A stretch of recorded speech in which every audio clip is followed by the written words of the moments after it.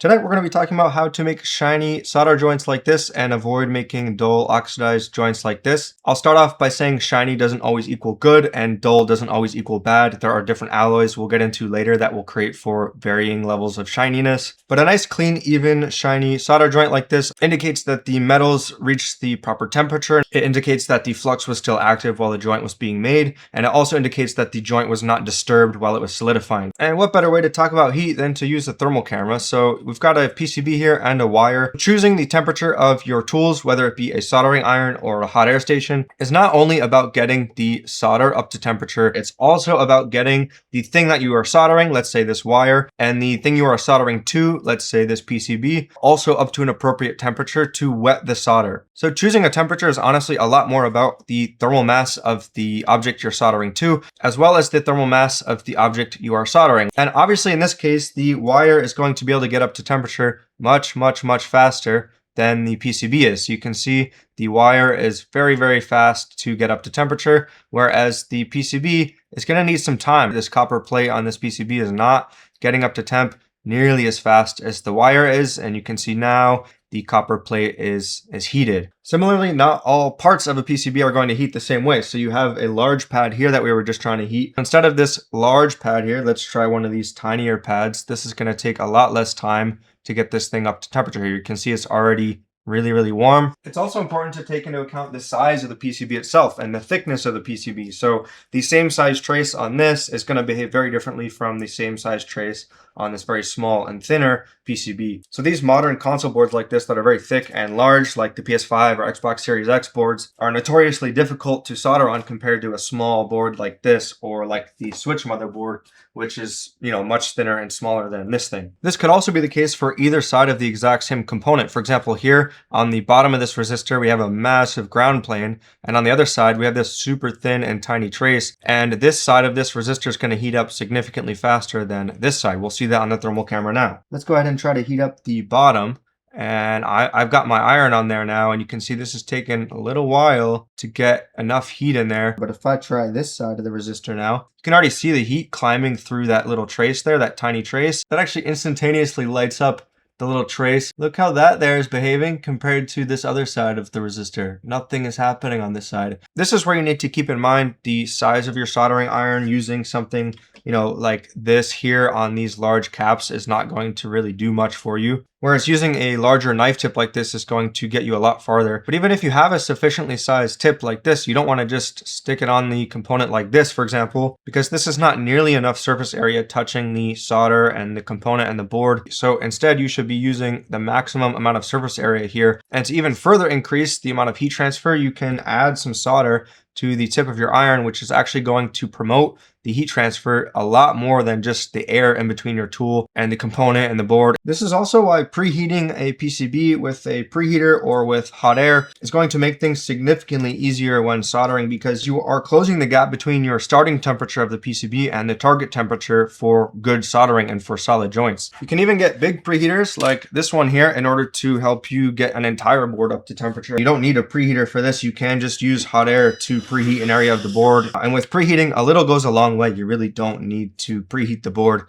to an insane temperature in order to help you solder. So I hope that's enough to stress the point that you need enough heat not only to melt the solder, but to heat up, especially the PCB that you're working on. Usually the part is going to be a smaller thermal mass, but it's not always the case. And before we move on to the importance of flux when it comes to creating good solder joints, I want to thank the sponsor of today's video, PCBWay. PCBWay specializes in high quality PCB fabrication as well as CNC and 3D printing services. They're currently celebrating their 12th anniversary, where you can get some pretty decent discounts. You can get up to 50% off on 3D printing. And if you want to get some PCBs printed for your project, you can just go here to PCB Instant Quote, get your Gerber files uploaded from here. And during their 12th anniversary event, if you use one of their special solder mask colors like purple or matte black, for example, once it's approved, you will get the coloring completely free of charge. So if you guys are interested, go ahead and hit up the link in the description. And if you're new to PCBWay, you'll get a $5 coupon on your first order. All right, so moving on, I know you probably heard this a billion times to use flux for soldering, but the thing is, not all flux is good flux and it's going to actually get the job done. So I have tried a lot of fluxes, but not all fluxes are going to be suitable for the job. Some of the best best flux that is going to help you in your journey to get shiny and reliable solder joints is going to not only stay active for the duration of your heating, but you're also going to want the flux to stay thick enough even after heating it to keep the entire joint covered while it's solidifying. Plenty of flux, even if it claims it is tacky, once it's heated, it actually just kind of like liquefies. So I know I applied a lot here, but as soon as I put my iron into this, it's just going to kind of spread out, and it's not always going to,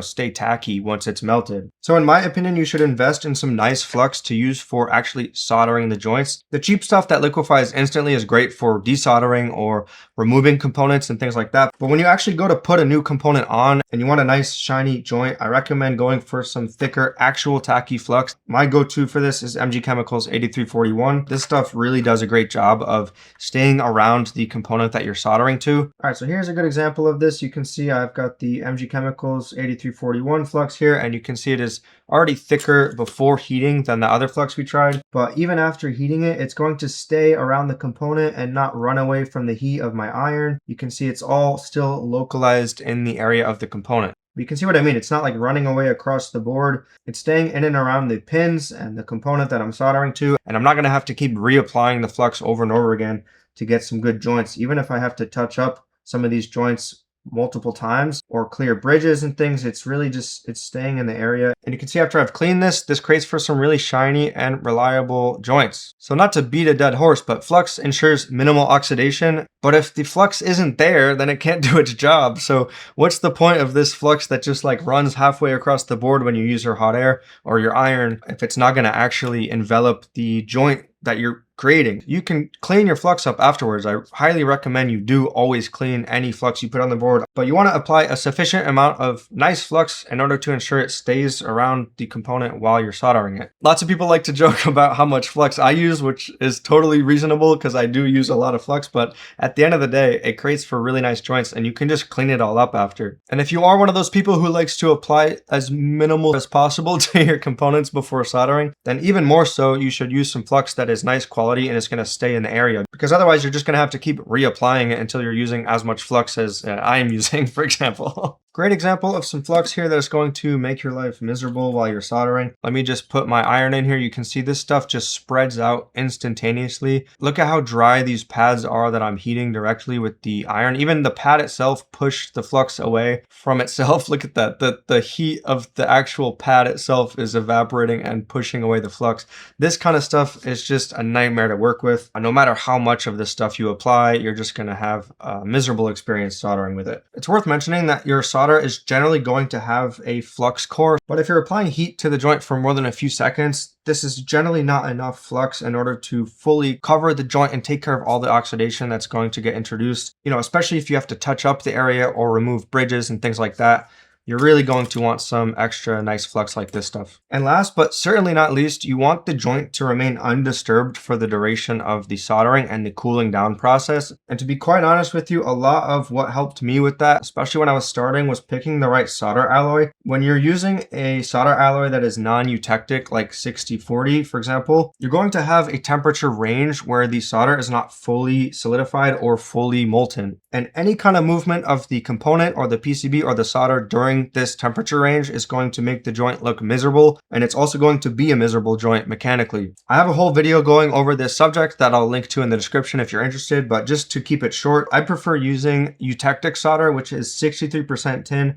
and 37% lead. There's other eutectic or close to eutectic alloys like this here, which actually has a little bit of silver in it. It's very close to this alloy and is nearly eutectic. So eutectic means it solidifies and melts at the exact same point. So there's not like this temperature range that you're having to deal with where you have to make sure you don't disturb the joint. This eutectic stuff will solidify near instantaneously, barring situations where you have a very large joint that may have a different temperature at one end versus the other. And in my opinion, it makes it way easier to make shiny and nice mechanically sound joints with this stuff versus with the 6040. That's not to say that you can't make good joints with 6040. It's just harder in my opinion. Some people prefer 6040, but this is exactly why I don't like 6040s, because you've got that range versus the point that it solidifies at. So I'll show you guys a quick demonstration of this here with these two pads. On the left-hand side here, we're going to use the 6040 solder. So I'm going to go ahead and apply some solder directly to the pad.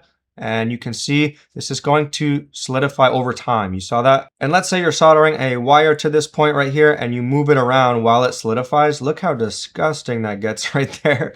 That is not a nice looking joint whatsoever. Whereas this 6337 solder here is going to solidify a little bit more rapid. This is actually quite a big pad, so it still is going to have different temperature over here versus over here. So that's why you still saw it kind of like solidify over time. But generally speaking, you're going to have much less issues with movement causing you issues with a bad joint. You can see here the difference between this and the one on the right here. Neither of them are very good joints. You generally just don't want any movement while the joint is solidifying, but there is a lot more wiggle room for movement in the right hand solder versus the left hand one. Whereas now if I allow this to stay still while solidifying, it's going to look significantly nicer. And then this one over here, even more so, it's going to look super shiny compared to the 6040 joint. So clearly you can make good solder joints with either of these alloys, but the Eutectic alloys, in my opinion, are a little bit more forgiving than the other ones. And you might be surprised if you haven't tried Eutectic yet, how nice it is to use, especially with microsoldering where you have really, really tiny components that you're going to have to keep as steady as possible while soldering. The Eutectic stuff really comes in clutch with those small components. I'll mention quick that the silver solder, the stuff that has 2% silver in it, it actually does appear a little bit shinier than the normal 6337 stuff. But yeah, as a recap, you want to make sure you are applying enough heat to not only the solder, but the PCB and the part that you're soldering itself. You want to make sure that you don't only use flux, but flux that's going to stay around the joint that you're soldering. And then you want to use an alloy that is going to give you a sufficient amount of wiggle room to allow the joint to remain as undisturbed as possible while it solidifies. Again, any alloy is going to work, but not all alloys are going to be easy to work with. So that's why I highly recommend this 6337 Eutectic stuff, because it really makes it that much easier, especially for the really small stuff under the scope. I would say for larger stuff, the alloy choice is not really going to matter nearly as much. But for the micro soldering stuff, it's going to be night and day for you if you've never tried the Eutectic alloy. Also, quick, before I end the video, I finally have a nice face cam. Look, I can zoom in and stuff now. I don't have a crappy webcam for my face cam anymore. I'm also equipped now with this camera and the help of a bunch of expensive capture cards I bought to do true 4K 60 FPS under the microscope on the face cam and on my top-down camera here. Whether or not I will figure out how to use these cameras is another question. So I appreciate you guys for watching, and I will see you in the next video. Peace.